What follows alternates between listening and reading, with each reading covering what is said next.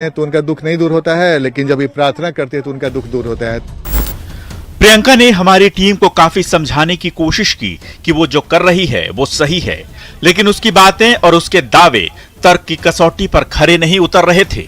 प्रार्थना सभा में शामिल महिलाओं का भी दावा था कि प्रभु यीशु की प्रार्थना करने से उनके कष्ट दूर हो रहे हैं। स्थानीय लोगों का दावा है कि इस गांव में धर्म परिवर्तन का ये खेल पिछले 2 सालों से चल रहा है। तो आखिर इसके पीछे है कौन? क्या इसके लिए लोगों को पैसों का भी लालच दिया जा रहा है? दिखाएंगे आगे। न्यूज़ 18 के लिए पालीगंज के सेहरा गांव से आनंद अमृतराज की रिपोर्ट।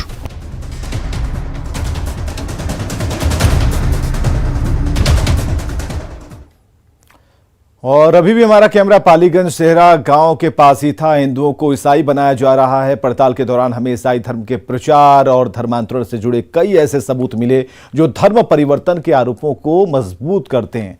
सिर्फ प्रार्थना सभा धार्मिक साहित्य ही नहीं, बल्कि यहां एक छोटा चर्च बना लिया गया है जिसमें पास्टर और पादरी आते हैं और हर शुक्रवार को प्रार्थना सभा लगती है। फिर धर्म का धोखा देकर धर्म परिवर्तन का खेल होता है।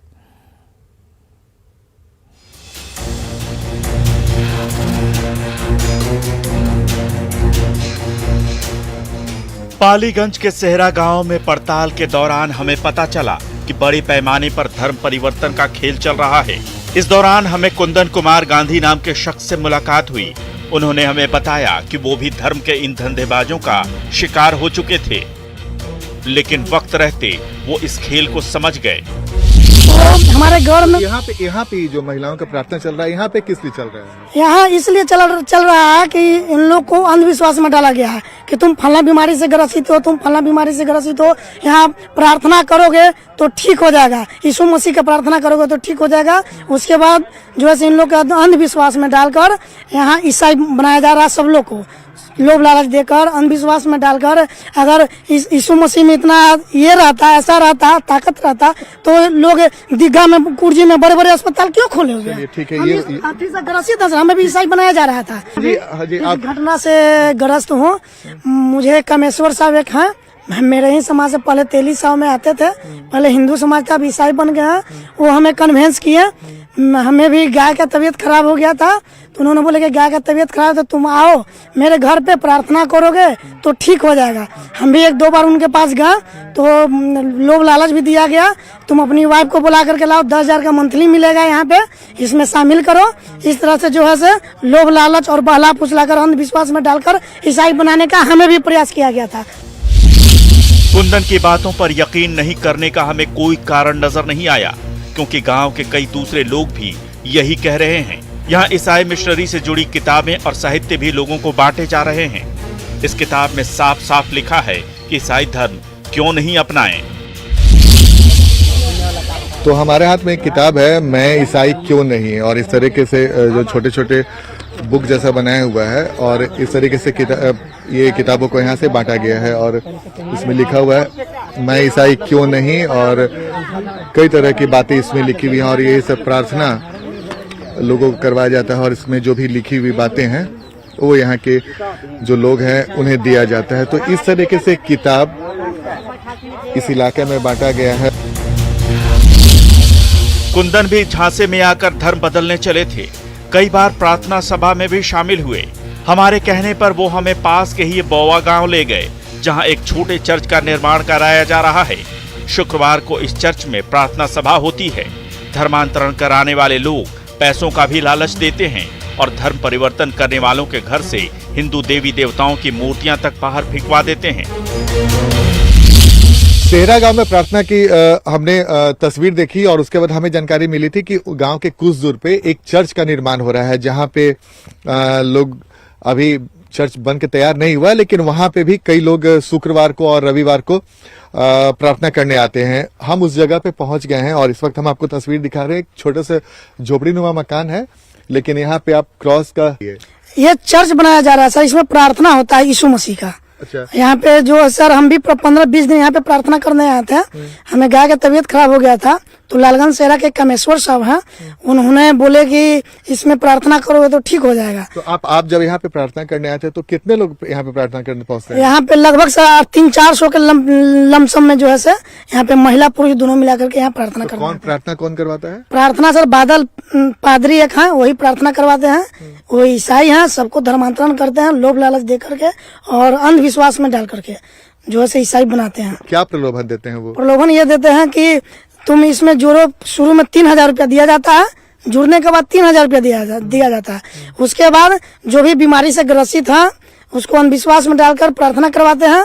उसके बाद कुछ राशन पानी भी दिया जाता है, 10 केजी चावल 20 केजी चावल ऐसे करके घर में खाना बनाने के लिए दिया जाता है, लोग खाओ पियो। तो शामिल होने लगे? हाँ, यहाँ कम से कम 300-400 के लमसम में प्रार्थना में शामिल भी हो चुके हैं और ईसाई बन गए हैं। घर से देवी देवता फेंकवा देते हैं, पूजा करने नहीं देंगे और सीधे बोलेंगे केवल प्रार्थना करो। और यीशु मसीह का किताब एक दिया गया तो मेरे पास है सर, कहेगा तो हम घर से लाकर दिखाएंगे। यीशु मसीह का किताब देता है, पीला कलर का किताब है, बड़ा है, उसमें सारा यीशु मसीह का विवरण रहता है और प्रार्थना भी लिखा हुआ रहता है। हम चर्च की पड़ताल कर ही रहे थे कि एक शख्स ने आकर हमसे पूछताछ की। उसने जानने की कोशिश की कि हम कैमरा लेकर वहाँ क्या कर रहे हैं। उसके बाद उसने अपने पिताजी से फोन पर हमारी बात करवाई। फोन पर बातचीत के दौरान युवक के पिता रमा पासवान ने माना कि उन्होंने अब ईसाई धर्म अपना लिया है।